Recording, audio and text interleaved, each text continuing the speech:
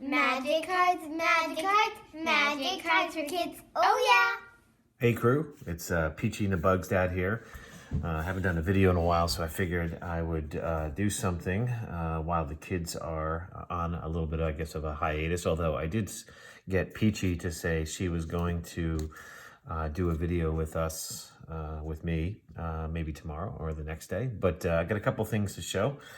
Picked up the second part of a collection and some really nice cards here. It's we go through some of these, but today's really the focus today is we're going to open up a Kaldheim Set Booster box to try to round out my collection. I'll tell you what from the set that we're excuse me, that we're missing. We have almost every card, but I'm looking to get a play set of each. And so for the set, I have here's a nice little or I'm sorry, for the collection that I picked up. We've got a nice foil, a Dragon Arch. So this is back in the day when foils were actually a little bit rare. So these cards have a little bit of greater value. Death Cloud from Dark Steel. Show and Tell, obviously another card that has really plummeted in value because of the reprint. That's another thing I'll talk a little bit about. Maybe tomorrow or the next day, I may do a video on the reserve list. So this is one of the non-reserve list cards that has really taken a beating. We've got Yawgmoth's Bargain, and this is interesting because I think there's this one and the Will, and I have a few of these and none of the Will, and it ended up being that the Yawgmoth's Will is the one that has taken off, unfortunately. We've got a Chrome Mox. It's always a nice card. Necropotence. That's one of the top. I think it might be the top card in Ice Age. Nice revised. Looks like a minty fresh revised Demonic Tutor. A Tolarian Academy. That's a nice card. Obviously, this one's probably lightly played. A nice Time Spiral. Again, I think that's what now getting up to be about $200. Then there's I guess that's what Pemin's Aura. These are, I think these are about $20 or $30 if I'm not mistaken. Then there's the Crypt from the Dark. Nice little Birds of Paradise. A couple of Ivory Towers from Revised. This one's a little bit heavily played. This one is relatively near mint. And then these two cards, which are nice. Phyrexian Devourer. And this is I would say it's probably a moderate to heavy played Time Walk from Unlimited. But certainly a good score, and really my first Power 9, which is nice. So happy to have that. So there, now that we have that out of the way, here's some of the loot that I had gotten from opening some of the other Kaldheim boxes and collector boxes. Now some of these, like this one is a foil, but some of these, or most of these, have multiple cards in them, generally 2 or 3. I usually try to keep up to 4 and keep play sets all in one. But I'm interested to see if anybody thinks that's a bad idea to keep, because like I could say here, I keep, as you can see, 2 of them in here, and then when I get 4, I keep all 4 in, and they fit nice and snug. So again, a couple of different versions that I have of all the different mythics that are out there. So there's a few that I need. Obviously the Vorinclex, I think the Vorinclex, am I saying that right? I think that one I need a few. I do believe, if I'm not mistaken, that I do have 2 or 3. Yeah, see, I have this foil, and I don't believe I have another one. Yeah, just that one, and this one. So I do need 2 of those, and it would be nice to obviously get the Phyrexian language one. That would be pretty cool. Then we also have a couple, a few of the pathways. Again, these are multiple ones, foil, and some full art, which is nice. The pathways. I always think that really when you look at a set, what you really need to do is you need to invest in some of the, the top cards. Now it's going to be the lands. Every set, invest in the lands. Have at least a play set of the lands, because you never know when they're going to take off. And then go for some of the, I'm finding that really the full art, like this one, or the full art foils, are the ones that are really spiking in value. So that seems to be the ones, if you do want to, put your money in a particular set, that's the way to go. However, like I had mentioned, without it being reserve list, it's probably not the most ideal thing to invest in, because they're ultimately going to reprint it and it's going to put a ceiling on the value for the cards. So unfortunately, I wouldn't recommend obviously putting a lot of money into it. But if you're a collector and you want to collect a play set, those are the ones to do it. So, all right, let's see if we can get through these relatively quickly. And let's see if we can actually move the hammock. And I guess probably we should just leave them like this, right? Is that easy? I don't even know how does this work here. Maybe it goes in like that, and that's how it works. Yeah, that's probably it, right? So we'll put these over here.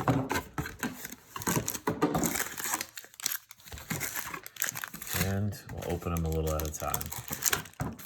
But all right, let's see if we can open these really quickly. Keep this under a 20-minute video, I hope. So obviously this has the list and the art cards, which is pretty cool. So I do like the art cards. I think it's pretty, pretty nice, a nice addition, as opposed to, I don't know, maybe an extra land or something. So, all right, let's remember what we have here. I guess they're all over the place with the commons and the uncommons. I think they're supposed to be themed. Oh, a Goldspan Dragon. That's a good hit right out of the box. I think that one has spiked in value quite a bit. So it's getting a lot of play. So not only is it playable, but good value. And that one goes there. So all right, if we can keep this pace up, I think we might be able to do pretty well. So I haven't really kept up that much on a lot of the. Oh, that's a pretty cool looking card, right? They've got some nice art, I think, and some of the newer cards have had some really cool art. In the new set in the Strixhaven, there's a few that I really like too as well. I might just buy a few just for the art, which I think is pretty cool.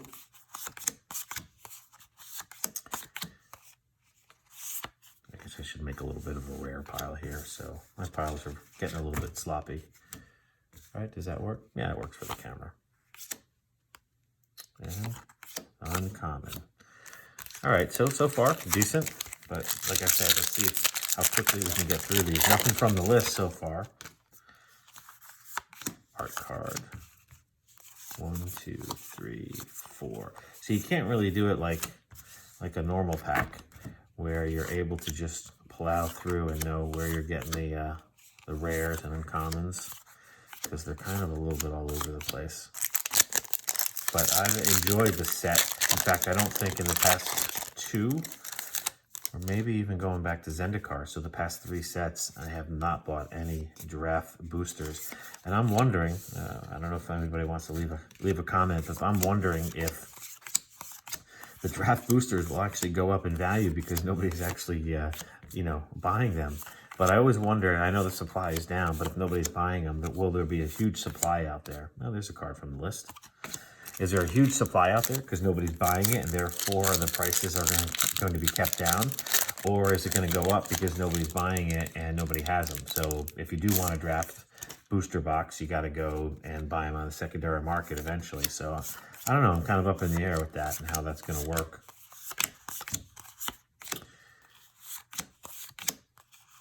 And nothing on that pack.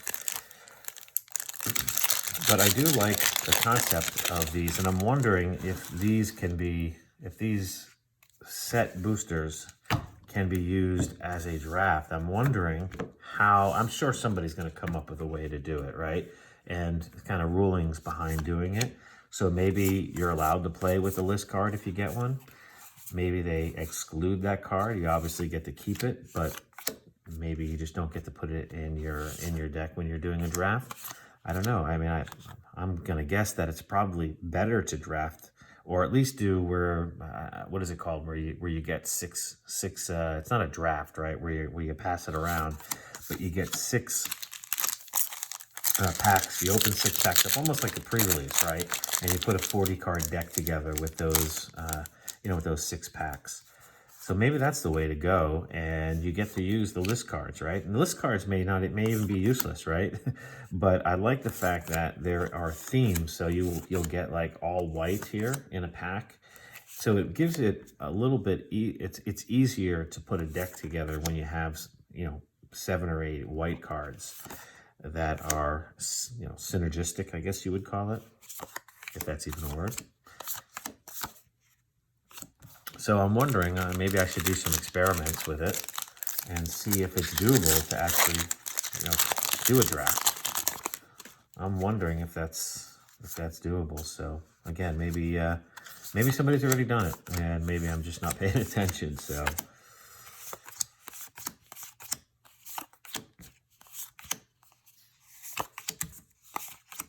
All right. Wow, really stumbling here. Let's see, does this have one of those things where you can, I guess not. Oh, having trouble opening this one. There we go.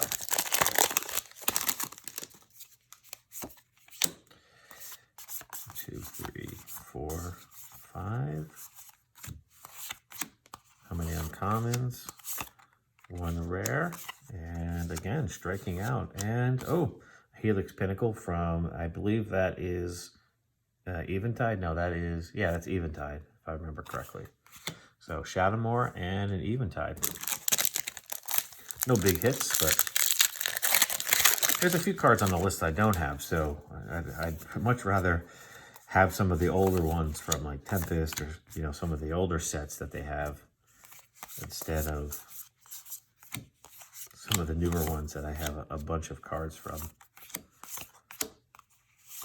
But I guess that's getting a little bit of greedy. Okay, we got a foil, Eradicator Valkyrie, and another from the list. That is what? Is that Ixalan? Or Rivals of Ixalan, I think? That was part of the period that I was not collecting Magic. So I guess between, was it Dragon's Maze? So I had Dragon's Maze and maybe a few sets after. Born of the Gods, I think was maybe the last set. And then I picked it up at Throne of Eldraine, and I kind of went back a few sets. So I missed out on that one. So again, if I'm getting that wrong, that's because I don't know it that well from that period. All right. So far, this box has been, I would say meh. But let's see how we do. Oh, art card. Again, pretty cool art. I mean, I do think these art cards are pretty nice. I do like them. Peachy likes them especially. I know a lot of people aren't big on them, but I think they're pretty cool. I don't have a problem with them. Faceless Haven. So this one, I think, has been getting a lot of play in Standard. Kind of a manland, I guess you would say. But Snowman Land.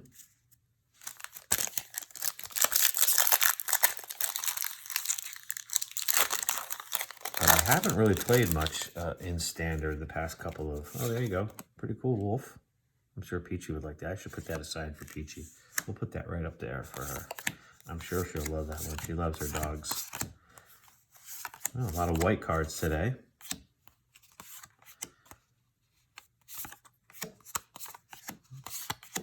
Okay.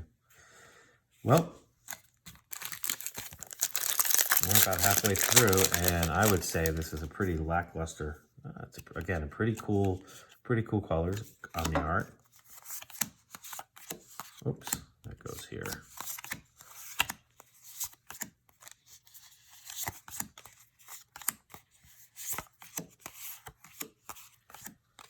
And a foil. Rare land.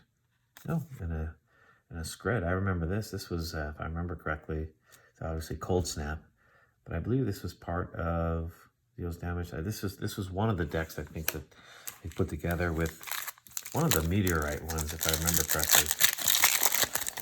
Yeah, it's been so long. Again, such really cool art. Love it.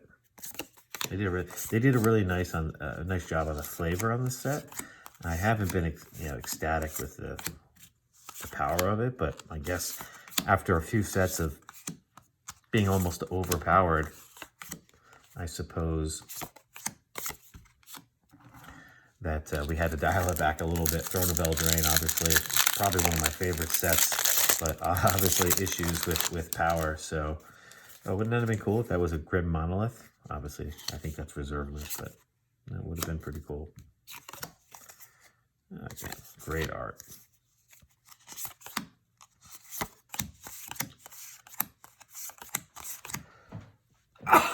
Excuse me. Oh, sneezing. Graven Lore. And a foil. Wow, halfway, a little more than halfway through, and only 2 mythics. Not a great box, in my opinion.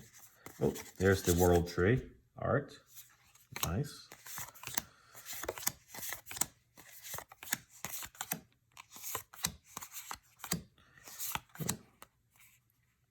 There's a rare land.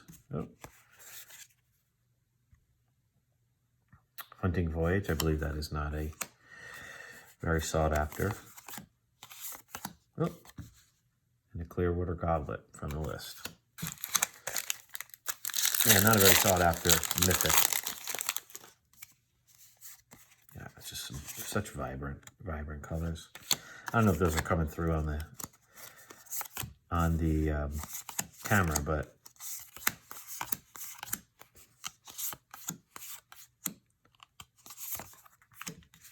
piles are getting all crazy here. And another from the list, Fellwar Stone. That's got to be a commander, right? Pretty cool looking card. Add to your mana pool 1 mana of any color that a land an opponent controls could produce. I believe that there's what is that? Exotic Orchard is a land that's like that too as well. Exotic Orchard. I want to say that's from Conflux, right? If I'm not mistaken.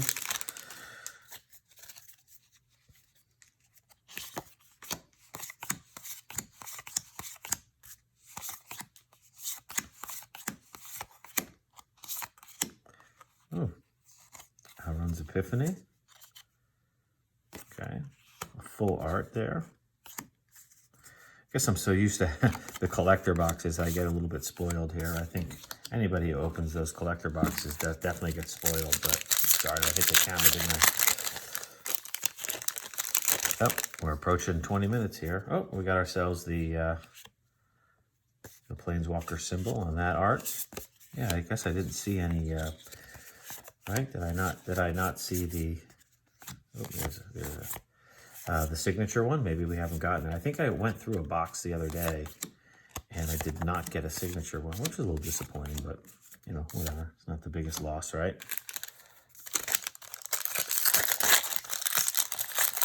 All right. So far 4 mythics. Some more decent art.